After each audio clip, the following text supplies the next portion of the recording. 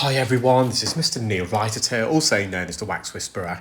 Thank you for joining me in my latest video. This is of a patient who contacted us yesterday and they were really struggling with their left ear. And I'll give you the backstory in a moment, but I'm just starting off with their left ear, and you can see this wax is quite dense, it's quite thick. They've been using loads of drops. It's quite impacted as well.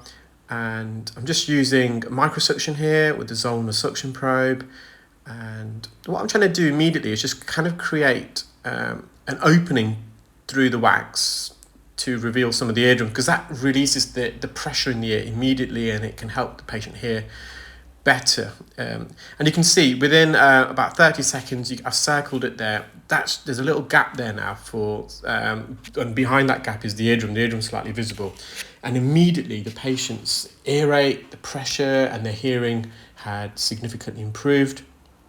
And so now that I've just explained that section of the procedure, I'm going to explain the backstory on this particular case. So the patient contacted us yesterday, and they've been suffering from blocked ears, both sides, but primarily in their left ear for about a month. And they travel from a town called Daventry, which is probably about an hour's drive each way. So it's not too far. Well, it's a fair distance, a couple of hours round trip, but in order for the patient to get their ears cleaned, that they felt it was well worth a visit. And they first saw a local specialist to them about a month ago who attempted to perform microsuction, followed by ear irrigation. It was unsuccessful. So they returned yesterday for their follow-up appointment, and I think it's 2 or 3 appointments they had in total, stretching a month. And they were there yesterday, and unfortunately the specialist wasn't able to remove this wax, and they tried both microsuction and also ear irrigation, so with water, trying to flush this out. And it was also true for their right ear as well, which you'll see after I complete their left ear. And they were advised by the specialist that they need to arrange an appointment to see an ENT specialist at the hospital because it's too complicated to remove this. And it's a bit frustrating for a couple of reasons, because the specialists in question, of course, I'm not going to make reference to them, I'm not going to mention them, but they know who I am. They've previously referred people to me as well, but for whatever reason, they didn't on this case. And the reason why I'm annoyed by that is for the reason this patient was really suffering, really experiencing difficulties with the hearing. He was advising me, and his wife attended today. His wife wasn't happy with him because he couldn't hear, and his children couldn't hear his children, and it was really debilitating for the patient. And to arrange for a hospital appointment for this could take a best part of a year.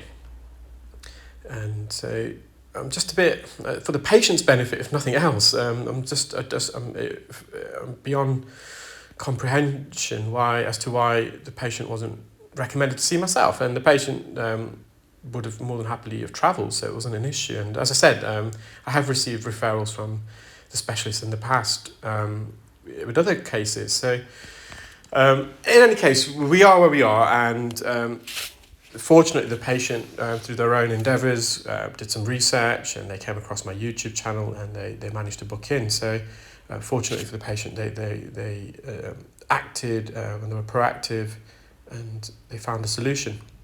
The other slightly annoying thing is that this is not a hospital job. This patient doesn't need to see ENT for this.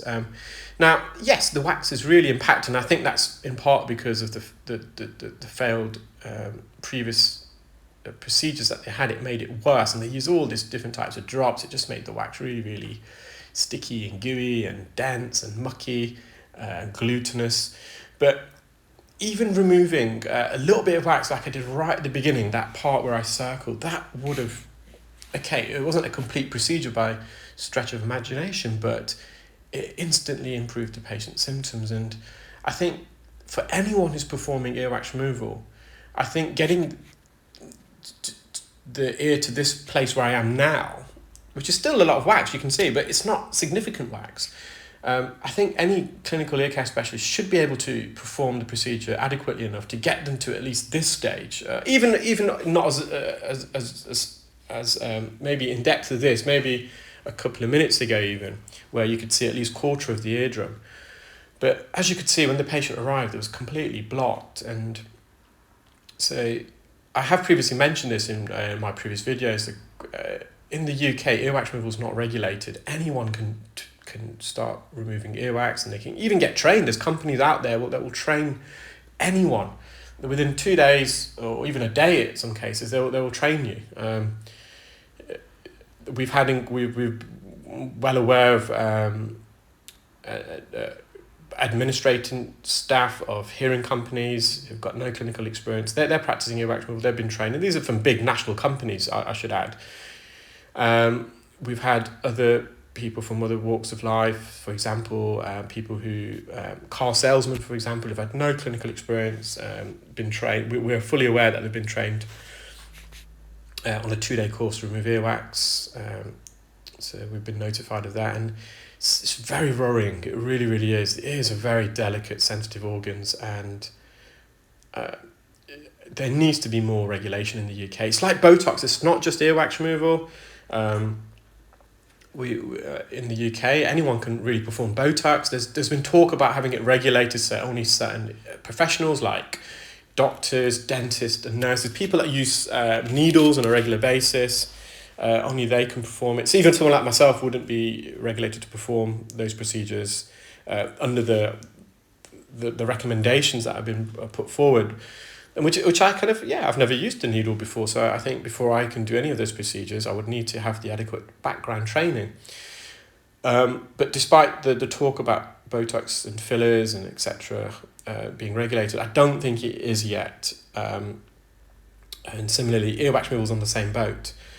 I was speaking to an ENT colleague about this just a few weeks ago, and when I advise them of some of the practices that are going on, they're just really shocked and disappointed. And I mean, imagine if it was a family member of yours when you book an earwax removal appointment, you're under the proviso and impression that the person you're seeing has been adequately trained, and they've also got the adequate background knowledge about ears. I mean, there's a lot of things about ears.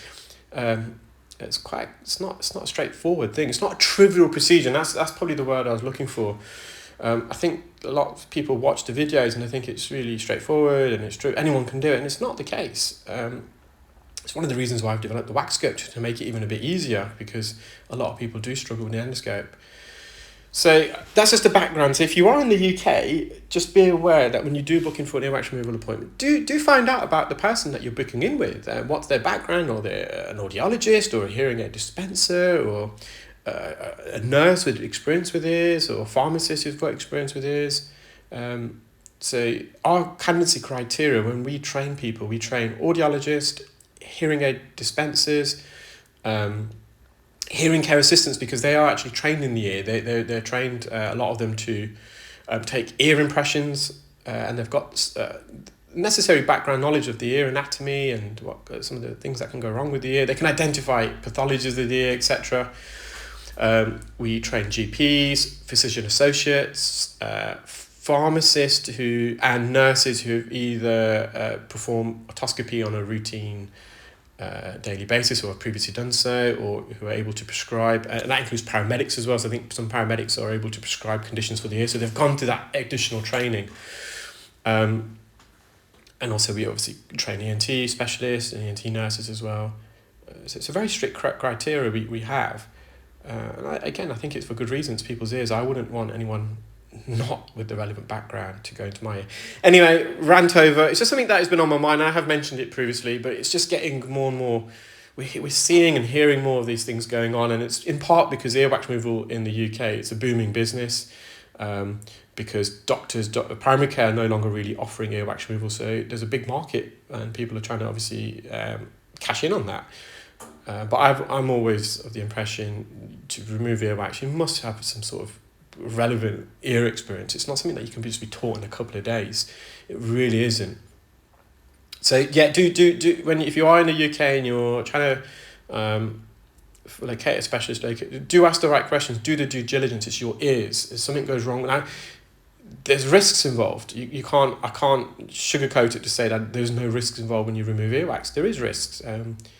every time I perform a procedure, we have a consent form. We have to, because things can go wrong. And by that same virtue, you want to do your due diligence. You want to find, someone who can reduce the risks as much as possible because of their experience and background qualifications. Anyway, so I'm just mopping up now. Now you're going to see a bit of wax here and there. It's not going to be spotless because they've had loads of water in the ear. They've had loads of drops. You're going to get this staining, but I can see the whole eardrum now, despite the staining here and there. I'm not too overly concerned by that. I'm just going to go to the top here. This is the attic region. I just want to. The eardrum looks slightly retracted, so I just want to make sure there's no attic retraction here, and there's no retraction pocket, and there isn't, so I'm happy with that. So yeah, patient can hear. Really, really pleased. Now this is their right ear, and this is what again really annoyed me. This is such a straightforward procedure, and I for the life of me I don't know how this was not removed. You can see I was in there with the Jobson horn, and in a matter of seconds I removed this, and there's a clear opening at the top. Wasn't complex at all. So as a clinical ear care specialist, if you're not able to do a procedure like this, you've got to question whether you should be removing earwax in the first instance. And it may sound a bit harsh, but it's the truth. The truth sometimes can hurt. I mean, we're trying to promote clinical excellence here. You need to be able to remove stuff like this. It's not a joke. It's someone's ear. And it's such a straightforward procedure. Yeah, there's a bit of a spot there now. If you're not able to remove this little bit here, fine. You'll see me in a moment. I'm going to remove that, but it's not essential. But removing a plug of wax like that should be really straightforward in this ear. I do admit the left one is a bit more complex, but again, at least removing some of the wax so the eardrum can be revealed. You should have got to that stage. So yeah, this kind of stuff. Yeah, I wouldn't advise people to do it because unless they're really skilled, because it can be a bit more difficult because you're right up against the canal wall on the bony part. I'm just hovering over, but. You can see the eardrum's nice and healthy.